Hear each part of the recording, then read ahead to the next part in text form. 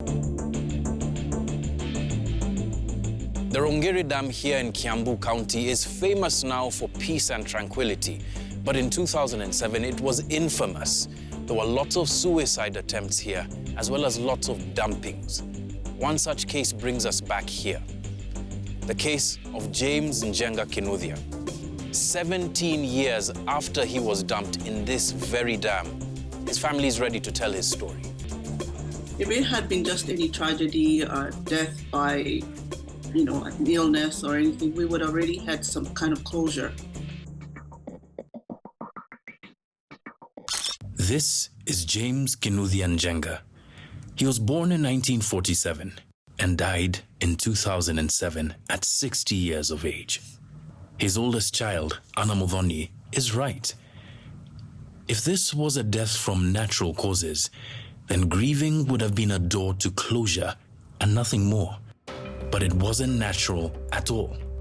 Who was James Jenga Kinuthia? And why would anyone want to eliminate him in this way? It was just coming slowly. So when they pale walifikiana, the blue car ika cross barabara, ika block my dad from passing.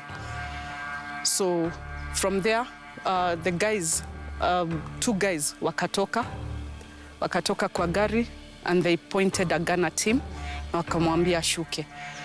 The next thing, now he was put in the boot of the blue car, and two guys got into his special car, and then they drove off. Wakaendelea tu, wakarudi, wakaenda the same direction wote.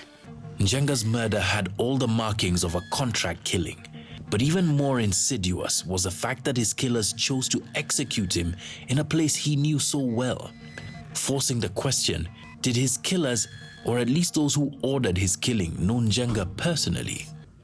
Alleged reluctance to pursue the case of his brother's murder by not hiring a lawyer, and an alleged swindling of his nephews and nieces of their inheritance. The Njenga siblings' suspicions of the man they called Daddy Ngoge were getting stronger by the day. But there was more to come. Why us? Why make us suffer like this? From allegations that Ngoge had intentionally sidelined family members who wanted to help find Njenga's killers, to checks issued to him for the alleged sale of Njenga's land, to a faltering inquest, nothing was adding up. And that's when I came to talk to my uncle and figure out what's going on, why he's investigating. Slightly over 16 minutes of a conversation that Kinuthia secretly recorded came to these questions.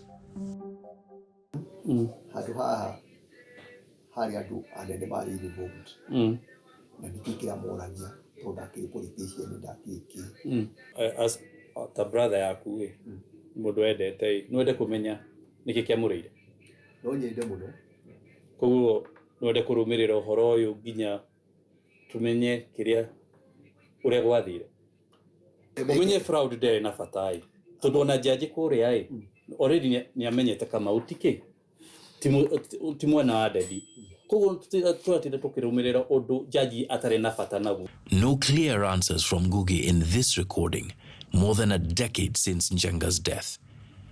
It was time for the family to say what was on their mind.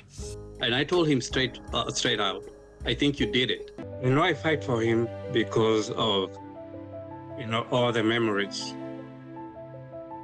I fight for him because of the love that I have for him.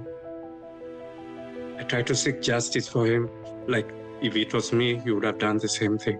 We've done our best to fight for him.